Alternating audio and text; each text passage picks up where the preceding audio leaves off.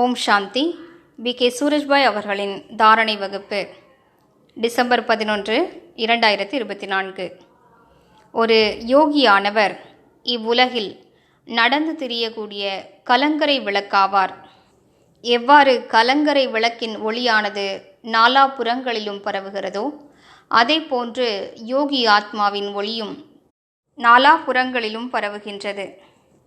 பாபா தனது மகான் ஆத்மாக்களை யோகிகளாக ஆக்கியிருக்கிறார். இது எத்தனை பெரிய அதிர்ஷ்டத்திற்குரிய விஷயம்! சுயம் யோகேஸ்வரன், சுயம் பரம ஆத்மா ராஜயோகத்தை கற்பித்து நமக்கு யோக பலத்தை வழங்கியிருக்கிறார்.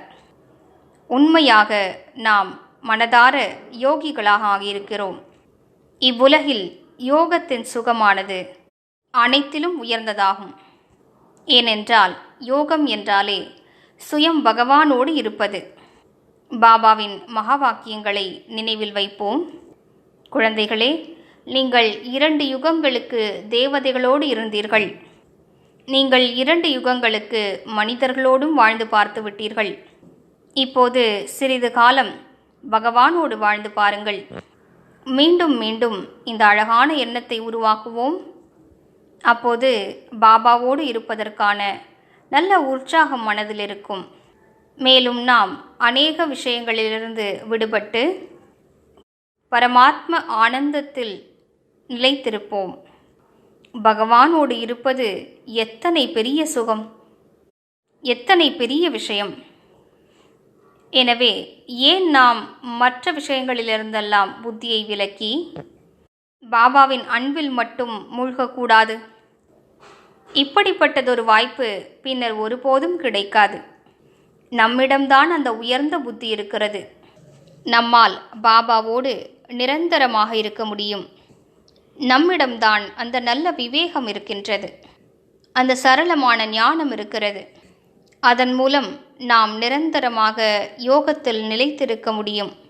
நாம் அவ்வாறு இல்லை என்றால் வேறு யார் யோக பயிற்சி செய்வார்கள்? இந்த யோக பலத்தால் தான் உலகமே மாற்றமடைகிறது.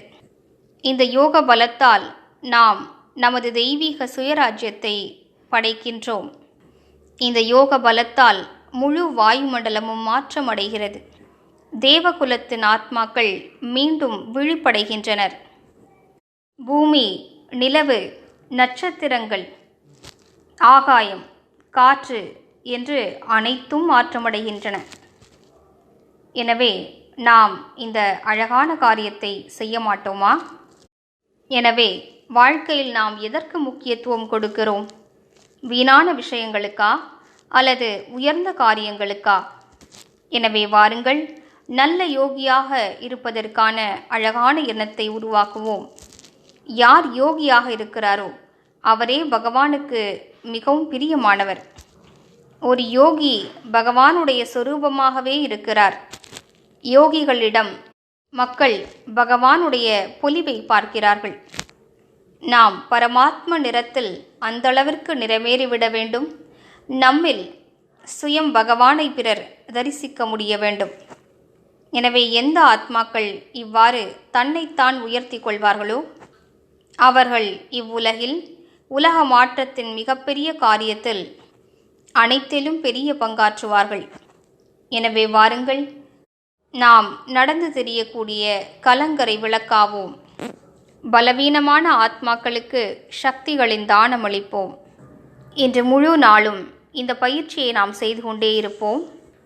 நான் நடந்து தெரியக்கூடிய லைட் ஹவுஸ், மைட் ஹவுஸ் ஆவேன். எனது ஒவ்வொரு அங்கத்திலிருந்தும் பல வண்ண கிரணங்கள் வெளிப்படுகின்றன. முழு உலகும் இந்த தூய கிரணங்களால் திருப்தி அடைகிறது.